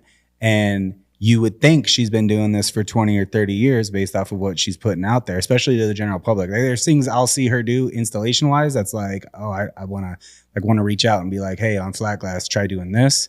But it's like the average consumer doesn't know the difference, and they trust her. She's one of like 3 or 4 people we've had on now in the tin industry that started doing social, got some traction, and they have people travel to them from outside of their area. And I've talked to other people in the industry that are in a small little market. They complain about other shops down the road opening up and having too much competition. And what they don't realize is like, hey, social media isn't just reaching people in your small little town. Yeah. Like you can be reaching people in the outskirt areas that might be willing to travel to you for an hour travel just because they trust you, because they found you on social media. So it's like, it's a solution for so many problems in business, is getting customers, having enough customers, staying busy. It's like social media is the answer. And like the better you can get at that and get in front of people and educate them on what product or service you have, like the better off you're going to do. Yep. And then your problem is going to be not having enough people to get the work done. Well, I was just thinking about like back in the day when Uncle Richard used to just give us money to go pass out cards at people's doors. Like it's crazy. Like maybe let's say out of 100 people, let's say 15 people came to get their windows tinted. It was less than that. So but it was still that's high volume, very you're going to have a return on that, but you have to be crushing parking lots, crushing neighborhoods, and then it does work. It's just you got to put a lot of time into it. Now we can just take that time and money, put it directly into social media, and it's the same effect. I'm putting it out in front of as many people as possible, and maybe the first time you see it, you look past it, okay. Then you see another one of our clips, another one of our clips. And then we've popped up 3 or 4 times. And now you're increasingly watching these clips more and more. And maybe you see a clip and go, oh, I actually had a full conversation on this. I'm actually curious about this. And if somehow that person is that curious, they actually go and find the podcast and listen to the entire podcast. If you've listened to the entire podcast of someone, usually you trust them a lot more than you would trust any other, say, tint shop. Just to compare, like, all right, I do want to get my windows tinted, but like I'm calling these guys, like I feel like I trust them. I feel like I know them when it comes down to it. And it's like, then you can go beyond that. You can take all the content we put out, all the podcasts, where it's like, we know we've been saying this consistently the entire time. Like the proof is right there. You just have to listen when it comes down to it. But yeah, it's been a crazy journey when it comes down to this last year has been wild, especially like you've got people like Gary Vee that we've been listening to for a while now. He's been saying it, but watching it play out, like even the idea of putting more organic out. What's crazy is we're running ads, but ads are only attributing like 20% of our reach on who's seeing stuff. A huge percentage of it now is organic because the two kind of go hand in hand. Yeah. And when you do have something that organically pops, the algorithm's already told you this is something people will engage with. They'll stick around and watch the whole video. Now you take and you turn that into an ad. And it's like the test market that you have to find out what a good ad isn't like spend a bunch of money, produce a video as an ad, put it out. Oh, it didn't work. No, like the organic video worked. Yeah. Now it's the ad. You know it's going to work. That's what's funny is like some of my videos that had the most views, like I had a video that had 2 million views on my TikTok, right? It was just me and Lily, like in the painting room doing a funny video. Like I was like, oh, I'm just going to post it. Like we're going to make a funny video. I'm going to post it. I didn't think anything was going to come of it. 2 million views. Yep. Then you go and you try for a video. It's like, I tried for this, and this, 2,000 views. It's like, what the heck? Like, well, that video was probably more authentic because you weren't trying as hard. Yeah. And I think what really hits is authenticity. Yes. Yeah. That's why Rogan's become the biggest show in the world, right? Like he wasn't trying to make the biggest show in the world. He was just trying to interview interesting people, and he was authentically interested in asking questions that he wasn't being fake. And doing that long enough built up an audience that just can't be touched now. Yeah. So it's like the more authentic you can be, the better. Yeah.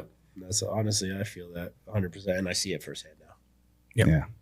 Yeah, no, the ones it's usually trying to, all of a sudden you see a video that's popped, and you're like, all right, I'm gonna try to mimic that. And it's like, then it pulls all of like the authenticity out of it, and that can be seen. The younger generation they pick that apart pretty quickly. If they can tell you're trying to put a show on, or if something just happened. That was Gary's biggest thing. He was a keynote speaker at the last Tint Off we just went to, and it was like pretty much just an hour long of him just reiterating everything. Okay, cool. Everything we've been doing for the past year, don't stop doing it. Just make content, put it out. When it pops, put an ad behind it. Like, don't try to figure out the algorithm. The algorithm will tell you what it likes. If all of a sudden a video pops, put an ad behind it. Yeah. Rinse and repeat. And just keep consistently putting out organic content, and you'll have things that'll pop eventually. And who knows why it's popping. It could have been like background music, maybe something within that video, either the actions of what you're doing, the spraying of the bottle, who goddamn knows. But as soon as it pops, put an ad behind it and just keep doing it. And then it's from there, like our lead generations went up, what is it, like 40%, 45%? No, this year it's 70%. Is it really that high? Yeah. All right. Yeah. Well, that's good to know. Yeah. So it's, and we technically are spending right now, and that's the even crazier part is like we are like spending on our ads less than we spent last year. It's just we've dialed everything else in, and we still have the capability of pulling that lever and saying, okay, we're going to dump this much more money into these ads now, and let's see what that does for the lead generation. But like there's no reason to do that at the moment because we're still putting all the bricks in place of making sure that we have the right systems in place, making sure the sales team's up to build par. a legit sales team finally, like multiple people out selling for residential, whereas for the longest time it was like just our dad, and then it was just Misty.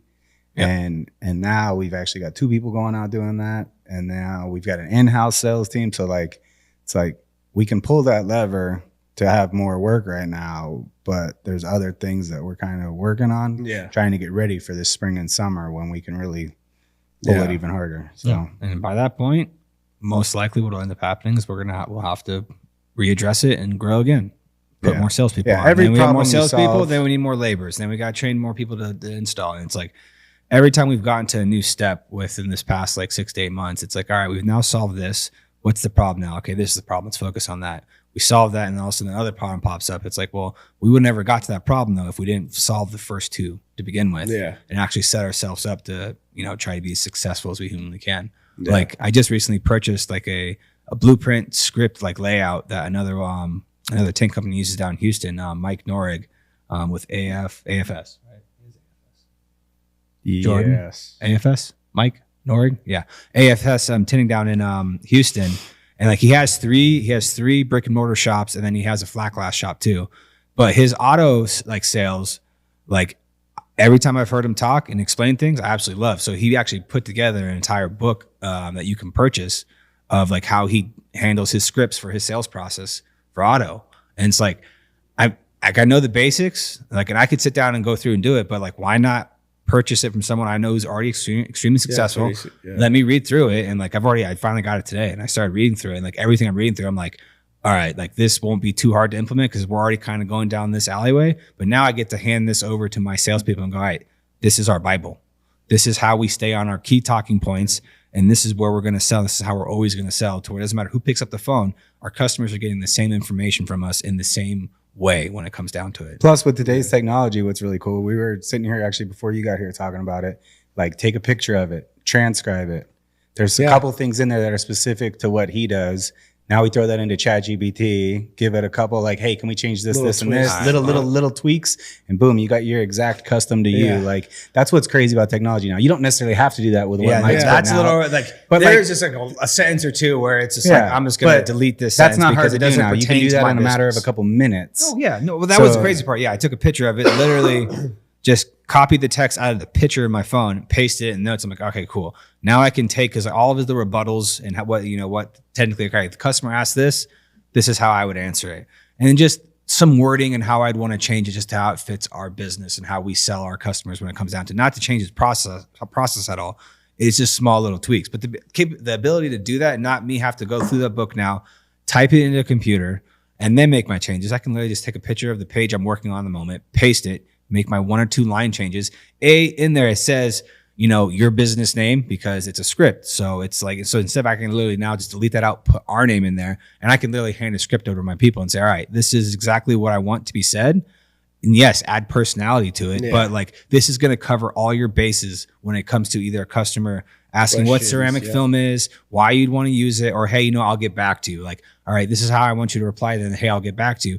Just pointing out some key things of like when it comes down to, if you are price shopping, no, we're not the cheapest, but we provide the best customer service when it comes down to it. And then also we have a climate controlled building, like, and explain our whole process of how we cover all of our door panels, cover our dashes, and then give it in the long run too, give customers like the ammunition of like, hey, send them your proposal and give them a couple questions. Hey, if you are going to call around, ask these couple questions just to make sure we know we're doing apples to apples and that they're selling you the right stuff like that. And it's like, I'm excited to dive into it and actually get it now, that next step implemented to where we get to the next stage where if we do want to pull the lever of, all right, we're going to spend more on our ads now. And now let's see what kind of lead generation we get and see how we can close those leads and then keep growing from there.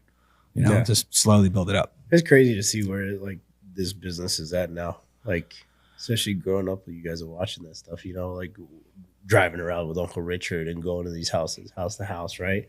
Like to see where you guys are now from back then, like it's a trip to me. Yeah, it's a trip to like think back on, and even like sometimes look at pictures of like when we were in the back bay back there. Yeah. We didn't have a storefront, one van. It was just my dad and us, and then over time him like getting one installer, and then eventually moving to have a storefront, and like that. None of this happened overnight. I remember in the corner over there, and then it's a trip. Then having this whole entire place, like.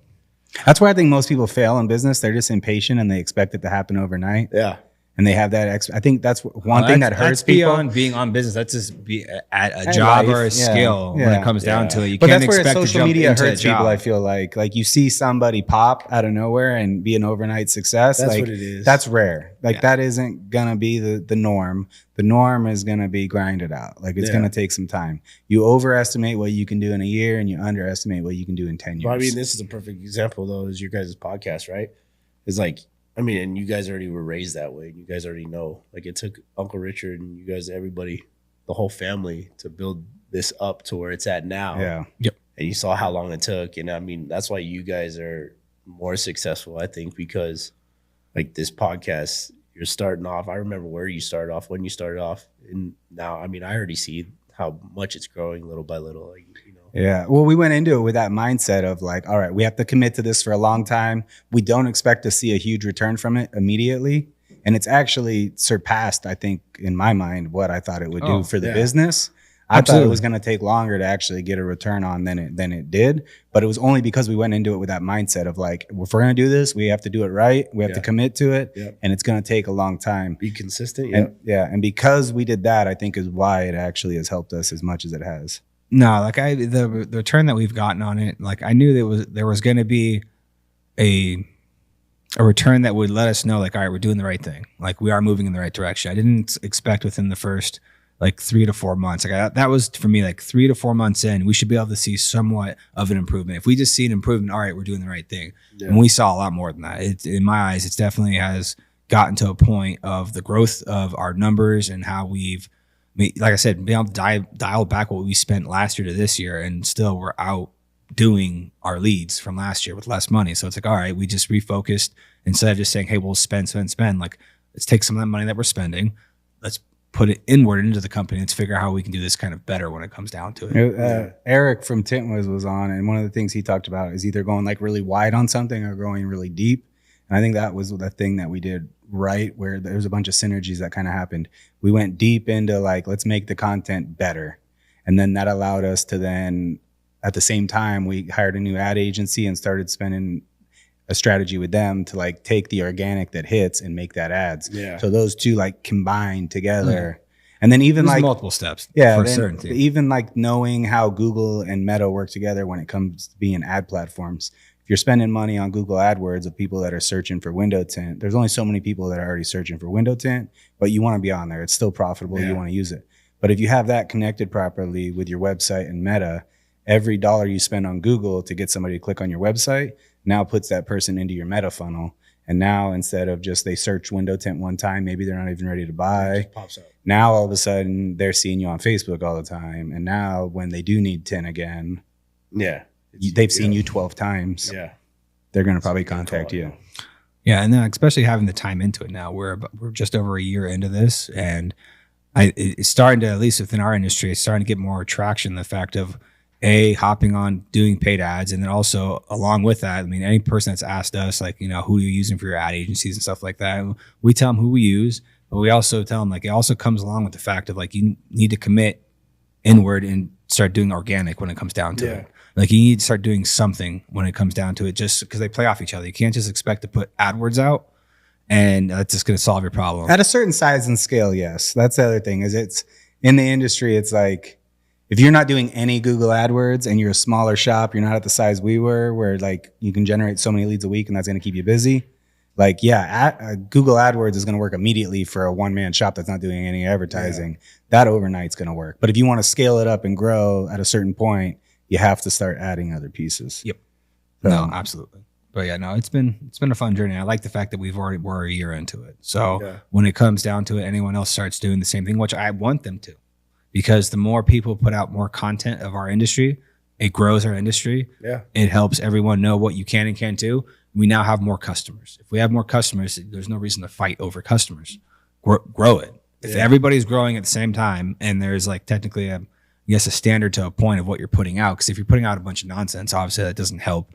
Like, the arguments about the whole dark windshield thing is it's good to drive the content, but when it comes down to it, it's just stupid to worry about just the look of your vehicle when it comes down to it. Like that's the only reason why you're doing it. You're doing it for vanity. You don't want people to see you, which fine. That's totally fine. Well, and the origination of like even that conversation was us trying to educate people that you can put clear high heat rejection film on there. So it was still, we were talking about it in an educational way, but it became this entertaining shitstorm of comments. Yeah. Like, finding that perfect edit. That's what it comes down to. Yeah, that's the other thing that I think, be authentic and then get better at the hard skills. Like, you do need to have someone, like now we've got Jordan full-time dedicated to editing and stuff.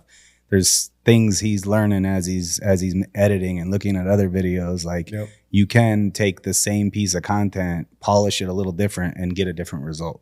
That's where I'm at now. Now that I'm at this level and at this stage of, you know, with my power slap and everything, it's like now I gotta get that. I gotta start, you know, getting somebody who can do full-time content recording, editing and stuff for me, like training, when I'm at the gym training, what my day's like, add into the story. Yeah. So now it's like, yeah, you do a good job constantly posting stuff on story. Like I feel like I'm constantly looking at yours. Like you're out there a lot more than most people are already. You're already like years ahead. Yeah. And now it's like, I've been doing it myself, right? Like all that. Now I'm like, all right, now it's to the point where it's like, let me invest into this and let me get it out there some more. And then you can start getting out more than you can get multiple pieces of content out a day. And that's just offering things, sponsors, more whatever. For sure. Because I mean, you look at UFC, the guys that draw the eyeballs are the guys that are making the money. Yep. So that's the name of the game. Yep. Like, that's all period. The more eyeballs you can bring to the sport and bring to your fights and have the numbers be higher. Yep. That's, I mean, the numbers are right there. Like Dana pays the guys that sell out shows. Yeah. Like, you want to know what's funny? Is like, so just recently I had Mark Longo reach out to me, the dad of Peanut the squirrel and Fred the raccoon. Oh, no way. Yeah, just reached out to me. He's coming to my Power Slide match on Friday. Oh, dude. Yeah, he just started a Justice token, which is the meme coin on like Phantom on Solana. Oh, really? Yeah, so because somebody started Peanut coin, right? Or whatever. Did he launch that already? So he launched it. So it's Justice on Solana. But yeah, that's the one that he started, not the other one that's on, whatever crypto, whatever it is. Somebody started a Peanut one, but his is actually called Justice. All right. I've never bought a meme coin. I'm grabbing some of that today just because. So he started that. He's going through the lawsuit. He's coming out. He'll be here at Circa on Thursday. And yeah, they were like, hey man, like we love watching your stuff. And it's funny because I was like, oh, I used to follow you guys all the time. I was like, come out. I was like, I support your cause. I was like, I have your guys' back. So especially with what New York and everybody did, I was like, yeah, I got you. And I was like, alone, I was like, I mean, low key, I think that's what kind of helped Trump win was Peanut and Fred. What? I mean, it was a lot of things. But honestly, the conspiratorial side of my head looks at the stock market and looks at everything and says the Democrats did everything they could to lose. Yeah. Because I think they're like hoping the market's going to crash. Yeah. And then he'll be the one sitting there. Yeah. We won't go down that rabbit hole. But I'm definitely, dude, the fact that it's on Solana, I've been doing Bitcoin for a while now and understand the crypto market pretty well. But the fact that he did it on Solana and that I hadn't heard of it yet makes me want to grab a little. Because especially the fact that the alts are about to go. Literally just launched on, I think, November 25th. Okay. Yeah. So I was below a penny right now. I'll have to look at that chart. Yeah. I did it. I've always avoided the meme coins. I'm like almost a Bitcoin maximalist. But I do have a little Solana and Ethereum and Chainlink. That's about it. So you could buy Justice with Solana. I have it on the Phantom app, and I bought like a few 100,000 shares. But yeah, I was like excited though because I was like, I'm a fan. I was like, and that was messed up. Like well, and people made like a really cool piece of art of the squirrels. Oh, it's good. And I was like, I was so pumped. And when he was like, yeah, I'm coming out. I'm gonna come watch. I was like, all right, that's cool. Like to me, that was cool. But like people like that, like I was saying, reaching out to me because of my social media, because of this and that, like that's awesome. Yeah. All right. So your match is on Friday. What does your week look like right now? So you say you're gonna go train today. Yep. I'm assuming weight wise, you got, when do you weigh in? Thursday. No, I weigh 195. So I'm gonna go get on the treadmill. That's it. That's easy work. Sit in the sauna, hang out, eat. I've been eating. I've done that for jiu-jitsu matches in a day or two. Yeah, just don't do anything stupid. Like no drinking, pizzas, pizza, no nothing. Yeah. And you're water loading. That's with you already water loading. Yeah. Yeah. So that'll come off easy. Yeah. No problem with that. Nope. So what? Just pretty much just train. I'm assuming you have media responsibilities when it comes down to it. Yeah. Thursday we have the live event at Circa. So we have a first live podcast at Circa at Stadium Swim. So if you guys want to go to that on Thursday, you can. Starts at 4. But yeah, it's at Circa. That's where London's got a wrestling match that night. So Thursday? she's got Tuesday meet, Thursday meet, and then Saturday tournament. Oh, okay. Wrestling's 3 days a week. Yeah. And then cross country and all that. Well, cross country's over, but she did just have a softball tournament this weekend. See? But December's like nothing really happens for softball. They kind of take a break. So it's kind of, everybody thinks I'm crazy for letting her wrestle, but she wanted to. She did jiu-jitsu for like 3 years, and she was like, I really want to wrestle. I said, all right, cool. We'll find out how much she wants to wrestle when she starts bumping up against people that are actually eating correctly and putting the training in. And then she starts getting killed because of it. And eventually she'll bump up against it, right? But at the beginning, she's going to be successful. I know she'll be. But when she starts getting to the upper echelons of the wrestlers, that makes a damn difference. The cool thing is like I've been, so just my knowing people in the jiu-jitsu community out here and how tight wrestling is with jiu-jitsu, the privates that I've been taking her to are with Taylor at FTCC. He almost made it onto the Ultimate Fighter as like a 125, 135er, whichever. What was Cody Garbrandt? What weight class was he?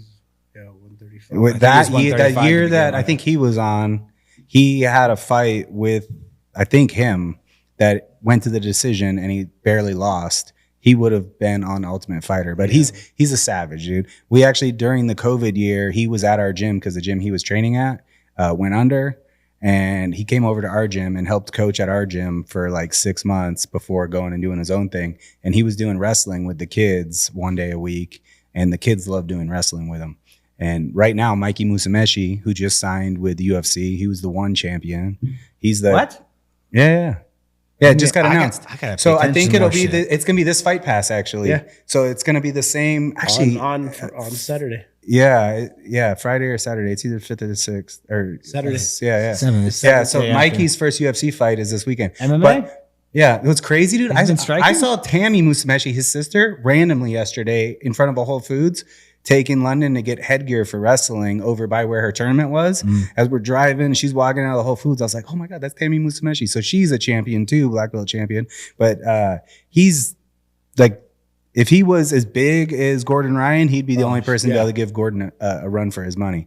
But he's an absolute savage. He trains at Taylor's gym. Like when he's in town, that's where he trains. Like he's there like all the time. He's training with Taylor to get ready for this fight coming up. So that's who she's been taking privates with for wrestling. And he's currently the Liberty head coach. And they just had a meet this weekend where they went up against like 5 different schools and won all 5 and won the meet. So she's been doing privates with him. Yeah. And their coach at their school is really good too. So and she's doing pretty good so far. So I'm excited though. This will be her first official like wrestling match. She's done jiu-jitsu tournaments, which is similar. Yeah.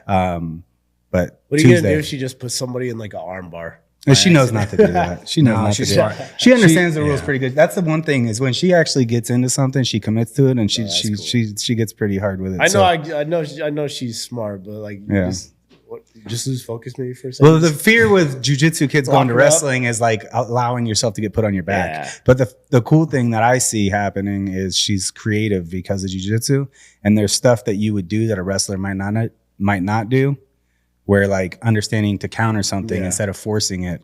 Maybe you do roll to your back, but roll all the way over. Like keep watching momentum going. Like use people's momentum against them and stuff.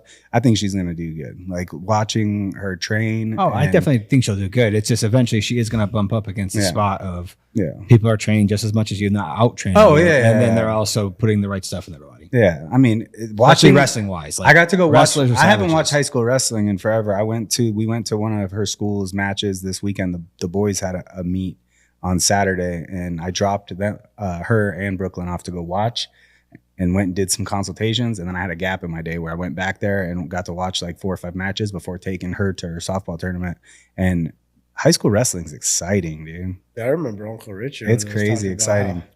I haven't watched it in forever, and especially knowing grappling now, like watching somebody get pinned was pretty sick. Like I bet Uncle Richard's excited though. I hope he even shows up. He might not leave the house. That's not his fault. But he's still That's not his fault.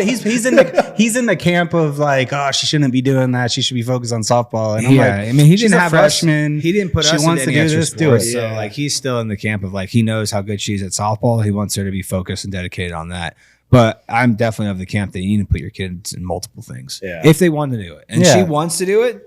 I'm surprised because you'd think he would like, since he was a wrestler, you think he would like. I wish he would have put us in wrestling. It'd have been nice. He tried to put me in wrestling, but he gave me the choice, and I chose baseball. Like I wrestled. I didn't get a choice. It was you played baseball. Yeah. I was like, okay.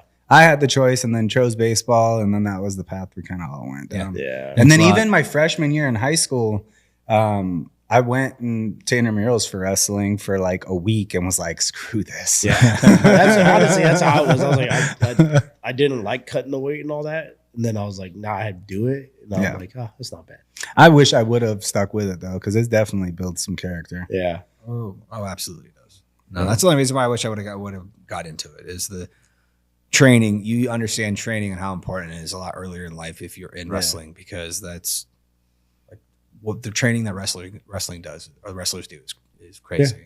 Like changes your mindset. Oh, absolutely. You understand what hard work is at a much earlier age. Yeah. If you're in wrestling and it actually grabs a hold of you when you're younger, you understand what hard work is and actually how to get through it. Because it's going to be miserable the whole time. Fun miserable. Like it's the same miserable that I look for when I do my long distance runs. Like I look forward to my 100-mile runs because I know the only way I can get to that point of being that miserable is to be at that distance and doing a race. Because like training wise, the longest training runs I do now are maybe 30 miles, if that. So I mean, I've only crossed the threshold of like 50 miles, I think maybe 10 or 12 times. I've only crossed the 100-mile threshold 4 times.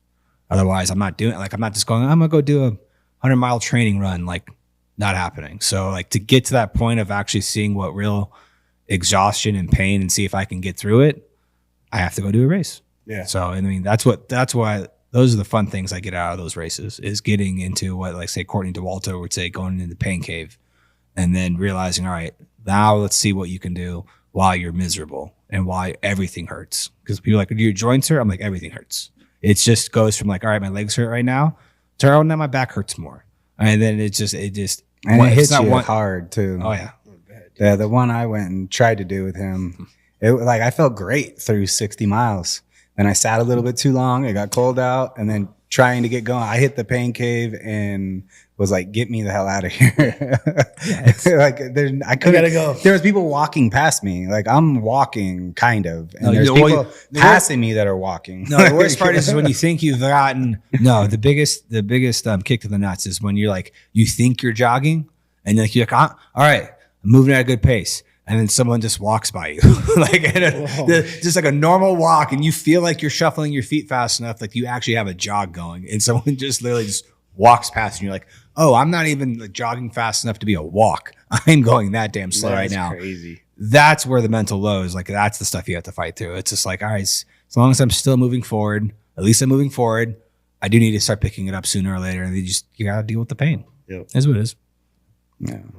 Well, hell, man, I think that's probably a good spot to end this thing. I really appreciate you coming in. It's cool as shit that this time. I mean, I would have loved to release the first one. I know, but it's even better. This one's even better in the fact that we have the champ with us. I told you how excited my son was. Every time it gets brought up and mentioned, he doesn't stop talking about it. Love it. Yeah, so like I watched it with him last night. I watched that match with him last night, and he had about 1 million questions. He wanted to know why it was Pretty Boy.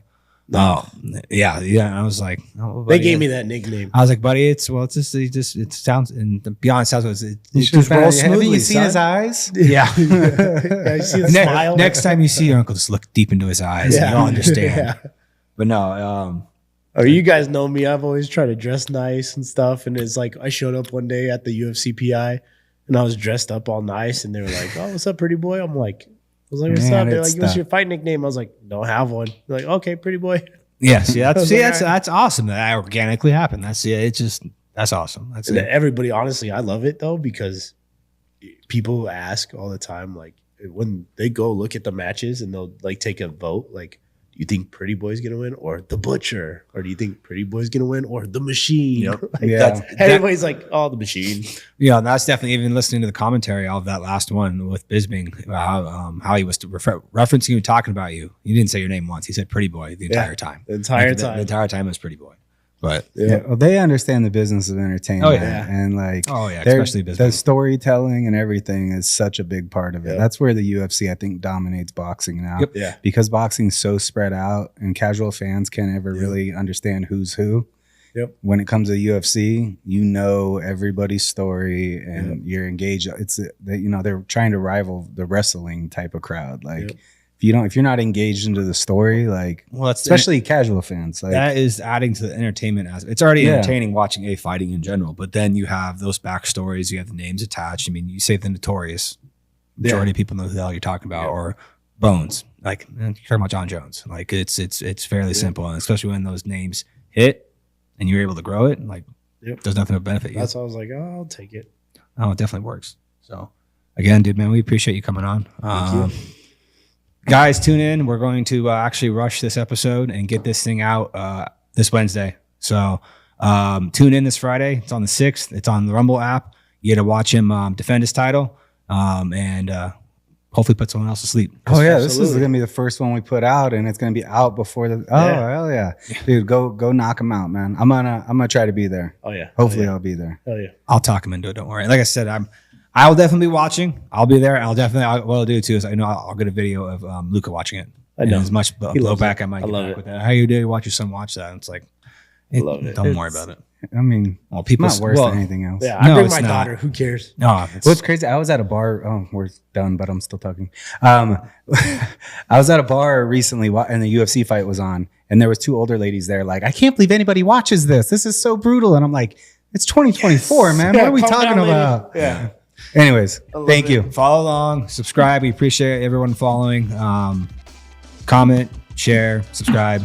Thank you. See you next time. Follow Isaiah where? Oh yeah, Oh, social Isaiah handles. _power slap. The champ. That's it. Follow the champ, guys. Tune in this Friday. How's it going?